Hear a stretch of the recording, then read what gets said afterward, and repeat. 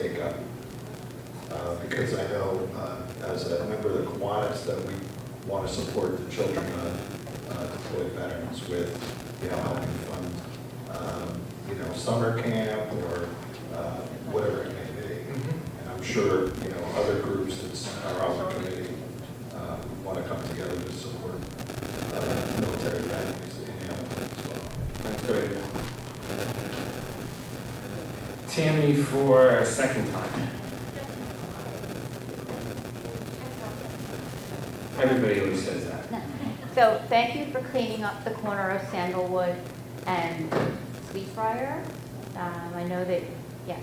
However, I just have a question, because it appears like when these messes are in the township, that they get cleaned up on a Saturday. And there's always like a big crew that comes. So is it that we have people working straight time on Saturdays, or?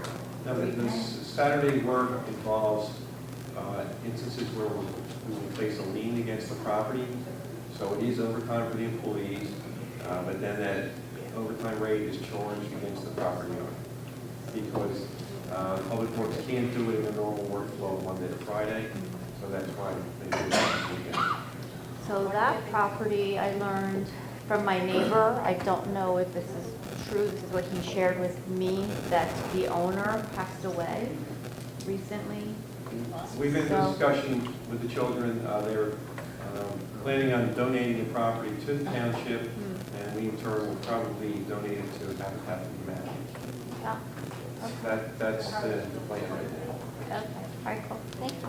Thank you, Tammy. Anybody else first or second time? Steve?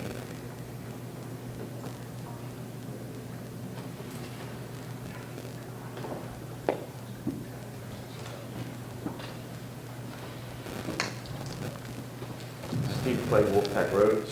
I want to follow up on a subject that I believe Mr. Sable had asked. I think the question boils down to what is the policy for dealing with an employee who was accused of theft of time? And it is just a theory. So I'm wondering, as far as the township policy, what is the threshold cutoff to actually take an action against an employee and not take an action against an employee in that situation? Well, disciplinary charges are usually initiated by the department head who's superior to the person. So then it would has to be filed. The union has to be copied with it. The union has to be involved in the discussion of discipline. I don't think there's a threshold. So how do you decide between one employee and the other, possibly accused of the same thing, one you take an action against and the other you don't? There's got to be some threshold there. Well, it's always a gray area, just like any police force or prosecutor's office has discretion. You have to determine the seriousness. Maybe if you're trying to highlight sick time abuse, you have to look for patterns. That can be very difficult to determine if it's a pattern of sick time abuse. So it's on a case-by-case basis. So there's no policy on how that's handled?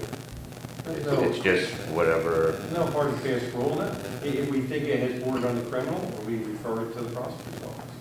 Okay. And that would cover for, say, theft of time or theft of township services? Good, certainly.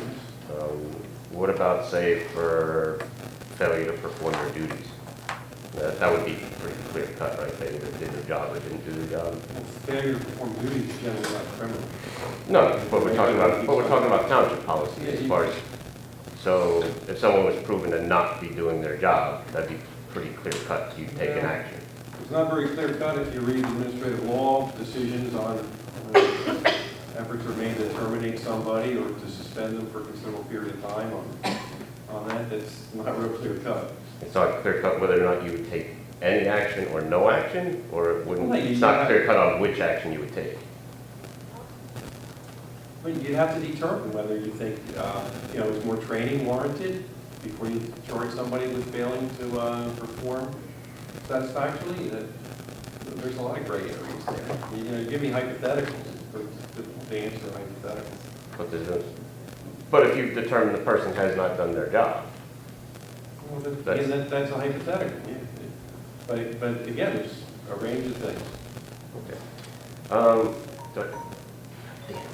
The buzzer goes. Next time. Thank you. Steve. 8. Second time. Yo, Adrian. Okay. You're gonna make Mr. Caravelli cry if you laugh. Oh, no. Listen, I want everyone to know about a PSCNG scam. And it said PSCNG on the phone, that's why I